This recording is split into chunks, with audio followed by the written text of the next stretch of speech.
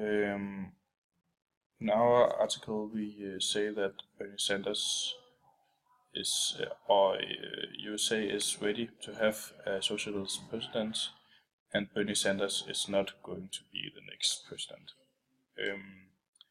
And we say that because of Bernie Sanders is probably not going to be the next president according to the AOL polls, and USA is ready to have a socialist president because of Obama is already pretty socialist, but he don't want to be called a socialist because that the propaganda against communism under the Cold War is still holding strong.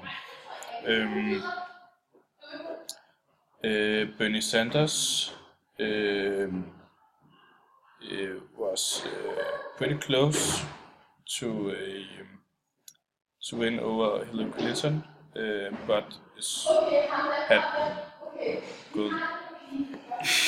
Bernie Sanders has changed politics in America, even though he don't gonna be the next president. He has pulled Hillary further left in issues and made her a little more socialist because there's voters in that. So the kind of news article our article is an editorial, and that is like the opinion of the newspaper, and that is editorials are always marked with editorial, and we have also done that here, and that is to avoid confusion like between the normal news articles. So readers know that it is an opinion article. And editorials are not necessarily written by the editors of the newspaper. It can also just be some respected members of the writers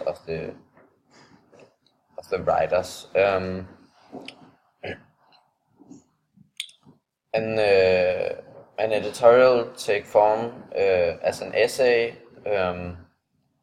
with using like arguments to promote a certain view, a certain opinion, and we also do that. So our opinion is that Bernie Sanders should or that a socialist is ready to be the president in the White House, and then we argue for that in the whole article. Yes. To talk a bit about the structure in this article. It actually seems to be following the most common structure in editorials. It starts off with the statement of the actual subject. The headline straight out tells it as it is, why the US is ready for a socialist in the White House. It then goes on to tell that Bernie is probably not gonna win, but he is a very good president. Then it goes on to the development of the argument.